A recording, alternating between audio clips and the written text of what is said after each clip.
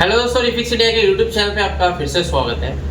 तो दोस्तों, आज की वीडियो में हम बात करेंगे। हमारे पास सेट है जो कि सोनी कंपनी का है और ये डेड कंडीशन में है। अब इस सेट को किस तरीके से रिपेयर करना है, इस वीडियो के अंदर मैं आपको सारी चीज़ें बताने वाला हूँ। तो देखिए क्या होता है, बेसिकली सोनी के सेटों के अंदर काफ़ी सारी दिक्कतें हमारे को देखने को मिलती है और काफ़ी सारे टेक्नीशियन को प्रॉब्लम ये आती है कि इसके अंदर सॉफ्टवेयर नहीं कर पाते हैं या फिर इसके अंदर टेस्टिंग नहीं हो पाती है प्रॉपर तरीके से। तो सोनी के सेट के ऊपर आपको किस तरीके से काम करना है। कई बार क्या होता है कि हमारे सभी वोल्टेज ओके रहती हैं लेकिन पैनल या फिर सेट जो होता है हमारा ऑन ही नहीं होता है, यानी डेड कंडीशन में रहता है। तो उसको स्टेप बाय स्टेप आप कैसे चेक कर सकते हो, तो इसके बारे में मैं आपको बताता हूँ। आज ही मेरा नया बैच स्टार्ट हुआ है और अभी जो है हमारा नए बैच के अंदर सारी ट्रेनिंग हमारी कंप्लीट करेंगे हम, जिसके अंदर आपका सॉफ्टवेयर हार्डवेयर कंप्लीट है। तो कहाँ से आए हैं सर आप वैसे? मैं राजसमंद जिला राजस्थान से। राजसमंद जिला। तो अभी आपकी शॉप है सर? हाँ, शॉप है। तो अभी पैनल वगैरह में थोड़ी बहुत दिक्कत है? पैनल में दिक्कत है, पैनल सॉफ्टवेयर में दिक्कत है। आप कहाँ से सर? जी मैं नेपाल से हूँ, रूपंदेही जिला से। तो क्या दिक्कत आती है सर ज़्यादातर सेटों में? तो अभी नया अपडेट करने के लिए आया, पहले अपने आपको अपडेट करने के लिए आया था, वहाँ पे सीआरटी का काम ज़्यादा चलता है। चलिए कोई दिक्कत। आप कहाँ से सर? कर्नाटका से है। तो आप तो अभी स्टार्ट करेंगे अपना काम, नया स्टार्ट करेंगे। वैसे सीआरटी का तो करते हैं? सीआरटी का तो उसमें भी आप अपडेट होने के लिए आए, मतलब कि आपको एलसीडी एलईडी आप कहाँ से सर? मणिपुर से। हाँ। तो मणिपुर तो बहुत दूर है सर।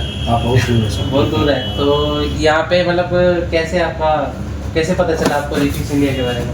सर आपकी यूट्यूब देखकर मेरे को बहुत अच्छा इसलिए ढूंढ कर आया है। तो अभी आपकी जो ट्रेनिंग यहाँ पे चल रही है तो आपको कुछ समझ में आ रहा है? हाँ, बहुत अच्छा समझ में आ रहा है। तो आज तो पहली क्लास थी तो बेसिक से ही स्टार्ट करते हैं हम लोग। हाँ सर। तो इस तरीके से हमारा जो ट्रेनिंग होता है पूरा बेसिक से स्टार्ट होता है। और जब भी आप हमारे ट्रेनिंग लेने आते हैं तो काफ़ी सारे हमारे पास टेक्नीशियन ऐसे भी आते हैं जिनका ऑलरेडी काम है।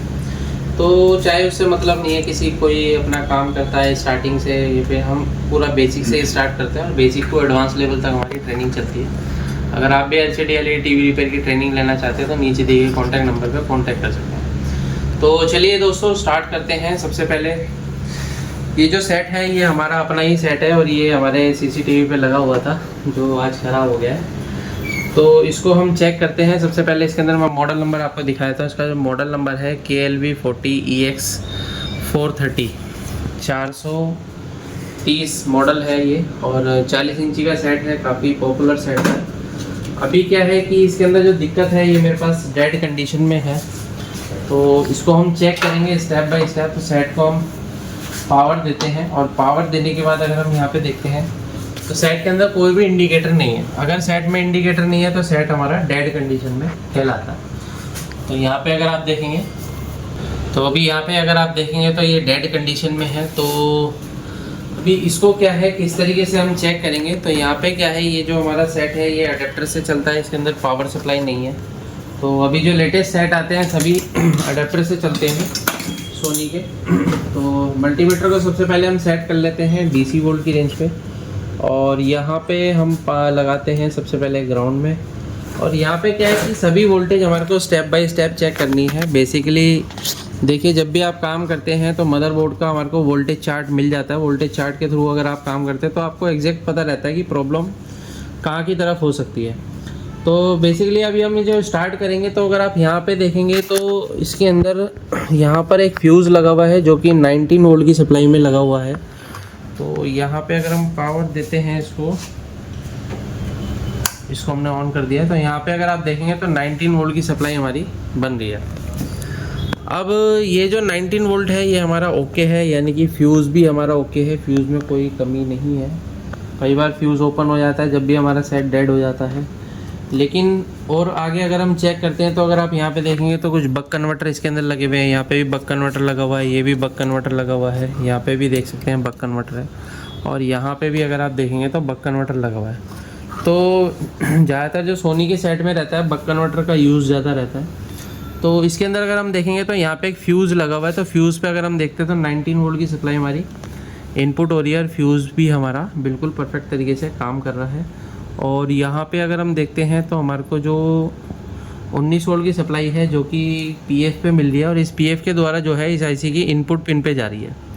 अब आउटपुट जो है हम इस कॉइल पे चेक कर सकते हैं। तो कॉइल अगर आप देखेंगे तो यहाँ पे हमारे को कोई भी वोल्टेज देखने के लिए नहीं मिल रही है। यहाँ पे मैं आपको दिखाता हूँ, ये इसका टेस्टिंग पॉइंट है, यहाँ पे देख सकते हैं। तो इस टेस्टिंग पॉइंट पे कोई भी वोल्टेज अभी फ़िलहाल नहीं मिल रही है। और आगे अगर वोल्टेज चेक करते हैं तो यहाँ पे अगर आप देखेंगे तो यहाँ पे भी एक पीएफ लगा हुआ है। तो ये हमारी इनपुट की सप्लाई है, यानी कि यहाँ पे हमारा एक बक कन्वर्टर है, ये इनपुट पे हमारे को 19 वोल्ट मिल रहा है। और अगर इसके आउटपुट में चेक करते हैं तो यहाँ पे इसका टेस्टिंग पॉइंट है, तो 3.3 वोल्ट की सप्लाई ये आउटपुट कर रहा है। अब ये 3.3 वोल्ट की सप्लाई जो है दोस्तों, ये जो जाती है हमारे माइक्रो प्रोसेसर के लिए जाती है। यहाँ पे अगर आप देखेंगे तो मीडियाटेक का इसके अंदर माइक्रो प्रोसेसर का यूज़ किया गया है। MT5306 इसके अंदर जो माइक्रो प्रोसेसर है इसका यूज़ किया गया है। तो माइक्रो प्रोसेसर तो वैसे बहुत सारी कंपनी के आते हैं, लेकिन सोनी में ज़्यादातर मीडियाटेक का यूज़ किया जाता है। और यहाँ पे अगर हम देखेंगे तो इनपुट पे हमारे को 19 वोल्ट मिल रहा है, लेकिन आउटपुट पे हमारे को 3.3 भी ओके मिल रहा है।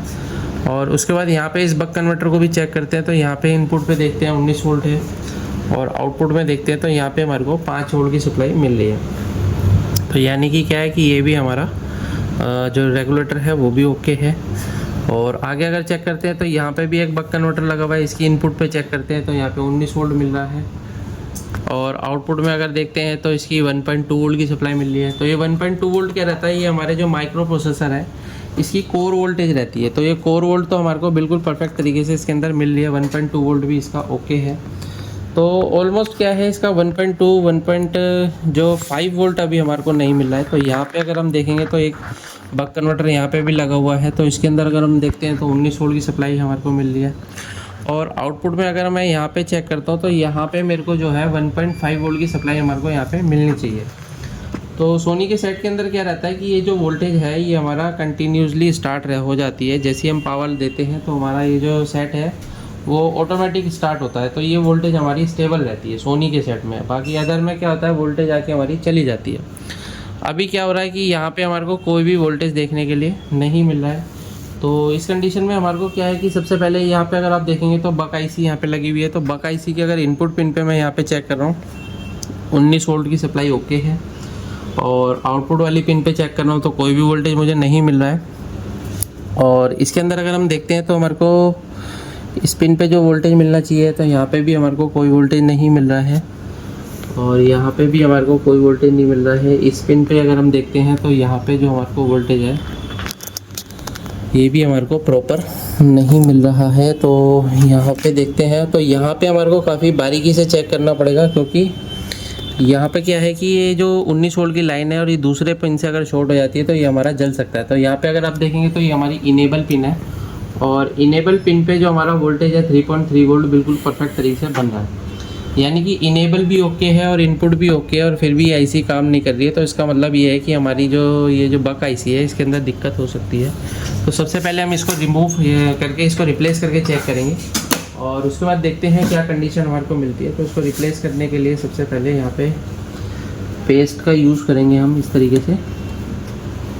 तो यहाँ पे क्या है कि हमारे को सेम आईसी लगानी पड़ेगी या फिर हम अलग से बक कन्वर्टर का भी यूज़ कर सकते हैं। जैसे बक कन्वर्टर हमारे को जो है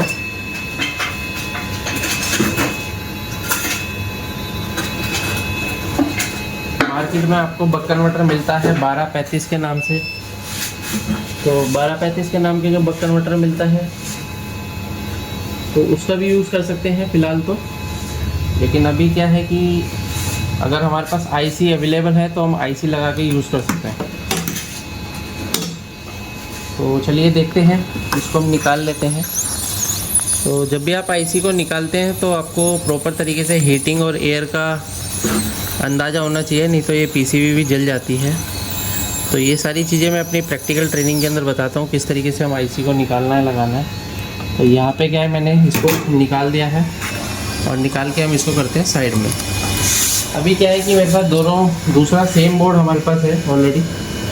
तो सेम बोर्ड में से हम इस आईसी को निकाल के रिप्लेस करके चेक करते हैं कि क्या कंडीशन हमारे सेट की रहने वाली है। तो अगर ये हमारे को नहीं मिलती है तो हम इसके अंदर CA1235 जो मॉड्यूल आता है उसका भी यूज़ कर सकते हैं। तो फ़िलहाल हम इससे काम करेंगे और इसको देखते हैं क्या कंडीशन रहती है। और ये हमारा जो रेगुलेटर है ये काम करता है या नहीं करता है, क्योंकि ये भी मैं स्क्रैप बोर्ड में से निकाल रहा हूँ। तो इसको हम यहाँ से रिमूव कर लेते हैं। ये देखिए, अब यहाँ पे इसको हम लगाएंगे इस तरीके से। तो आईसी का क्या है, हमारे को ये चीज़ कंफर्म रहनी चाहिए, आईसी हमारी उल्टी अगर रह ही जाएगी, क्योंकि अगर पिन डिस्क्रिप्शन अगर इसका चेंज हो गया तो होगा क्या कि आईसी हमारी जल सकती है अगर आपने आईसी उल्टी लगा दी तो यहाँ पे भी हमारे को थोड़ा सा ध्यान देना पड़ता है। तो इस तरीके से हम आईसी को फिनिशिंग से लगा सकते हैं। और लगाने के बाद दोस्तों क्या है कि हमारे को इस तरीके से इसके ऊपर सोल्डिंग भी करनी होती है। तो यहाँ पे मैं इसको सोल्डिंग कर देता हूँ। ये हमारे पास आयरन है, जो कि मैं आयरन यूज़ करता हूँ। T12 का जो आयरन है ये मेरे पास, इसका हम यूज़ करते हैं प्रॉपर तरीके से सोल्डिंग करने के लिए। काफ़ी परफेक्ट तरीके से ये काम करता है। तो अभी क्या है कि हमारी जो सोल्डिंग है बिल्कुल परफेक्ट हो चुकी है। और अभी अब अगर हम यहाँ पे देखते हैं, पहले इसको हम हटा देते हैं रेगुलेटर को, और यहाँ पे इसके टेम्परेचर को थोड़ा सा डाउन होने देते हैं, क्योंकि टेम्परेचर अगर ज़्यादा रहेगा तो आईसी हमारी जल सकती है। तो थोड़ा सा यहाँ पे हमारे को टाइम देना पड़ेगा। और यहाँ पे जो वोल्टेज बनती है 1.5 वोल्ट की सप्लाई हमारे को मिलनी चाहिए। 1.5 वोल्ट जो रहता है वो रैम के लिए वोल्टेज रहती है। यहाँ पे अगर आप देखेंगे तो रैम लगी हुई है, तो रैम के लिए वोल्टेज रहता है। तो अभी हम सेट को स्टार्ट करते हैं और यहाँ पे मैं इसको पावर देता हूँ। और यहाँ पे अगर हम वोल्टेज चेक करते हैं तो हमारे को वोल्टेज देख सकते हैं आप, 1.5 वोल्ट हमारे को परफेक्ट तरीके से मिल गया है। अभी यहाँ पे देखिए, यहाँ पे जो हमारी आउटपुट पिन थी, आउटपुट पिन पे हमारे को वोल्टेज नहीं मिल रहा था। अभी हमारे को 1.5 वोल्ट की सप्लाई परफेक्ट मिल रही है। और अगर हम सेट की कंडीशन देखते हैं, क्या कंडीशन रहती है, सेट को स्टार्ट करते हैं। ये देखिए, सेट अभी हमारा जो है बिल्कुल परफेक्ट तरीके से स्टार्ट हो चुका है और हमारा सेट बिल्कुल वर्किंग में आ चुका है। तो इस तरीके से आप किसी भी सेट को आसान तरीके से रिपेयर कर सकते हैं। काफ़ी सारे लोगों को सोनी के सेट को रिपेयर करने में प्रॉब्लम आती है, तो हमारी सोनी की स्पेशल क्लास चलती है जो कि ट्रेनिंग में चलती है। अगर आपको वीडियो पसंद आए तो वीडियो को लाइक करें, शेयर करें, कमेंट करें। Thank you friends.